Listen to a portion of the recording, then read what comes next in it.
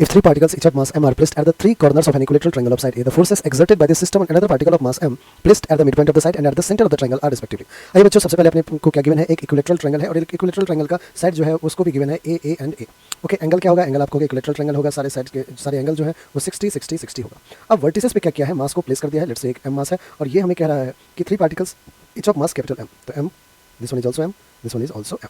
Alright, so what we have to calculate is forces exerted by this system on another particle of mass m placed at the midpoint of a side. So let's say जो mid point ले रहे हैं बच्चों, अपन इसको ले लेते हैं कि किसी भी साइड के मिड पॉइंट की बात चल रही है, तो मैंने ये ले लिया मिड पॉइंट और इस मिड पॉइंट पे मैंने m मास प्लेस कर दिया है. कह रहा है कि इस पूरे सिस्टम की वजह से जो इस m मास पे नेट फोर्स होगा वो फाइंड करना है. आप कहोगे कि ठीक है, कर लेंगे. प्रिंसिपल ऑफ सुपरपोजिशन यूज करके हम हर एक फोर्स को फाइंड कर लेते हैं विद डायरेक्शन, उसके बाद ऐड कर लेंगे.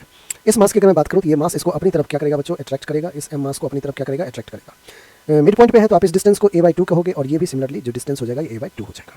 ठीक है, तो इसकी वजह से इसको मैं 1 कह दूँ तो फोर्स ड्यू टू 1 जो है F1 कह देता हूँ मैं इसको, वो क्या आ जाएगा G m into M, that is m² upon a/2 का होल स्क्वायर. डायरेक्शन क्या होगा, लेफ्ट.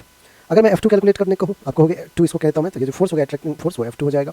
फिर F2 कहोगे sir G m that is Gm² upon separation a/2 का स्क्वायर. अब बच्चों F1 और F2 को आप ध्यान से देखें तो इसका डायरेक्शन है किधर, राइट में, और इसका डायरेक्शन किधर है, लेफ्ट में. मैग्नीट्यूड दोनों का इक्वल है. अगर मैग्नीट्यूड इक्वल है, डायरेक्शन अपोजिट है, तो इन दोनों का नेट क्या हो जाएगा, 0. तो F1 F2 एक दूसरे को कैंसिल आउट कर दिया. ठीक है, तो आप लिख दोगे F1 F2 cancel out each other.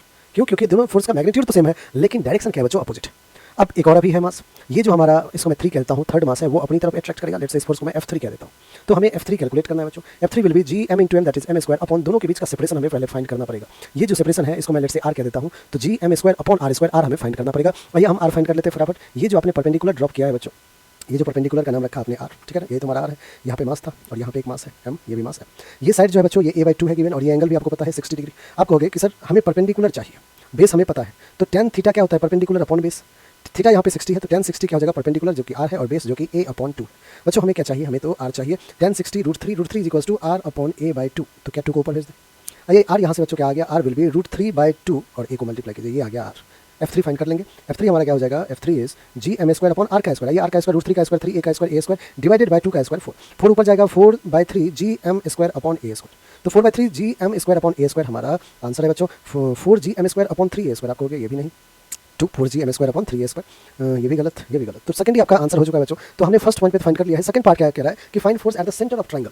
चलिए बच्चों, अब हमें क्या कहा जा रहा है कि आपने क्या करना है, एक ट्रायंगल, उसी ट्रायंगल को ले लीजिए और जो मास अभी आपने मिड पॉइंट साइड के मिड पॉइंट पे रखा है उसको अब आप सेंटर पे रखिए. बच्चे सेंटर ऑफ ट्रायंगल है, दैट मीन्स कुछ यहाँ है, ध्यान समझिएगा, आपने यहाँ पे रख दिया है. फिर से वही सेटअप है हमारा, मास m और मास m, सेपरेशन वही a एंड a. अब ध्यान समझिएगा बच्चों, इस मास m को ये मास m अपनी तरफ अट्रैक्ट करेगा, let's say some force F1 से.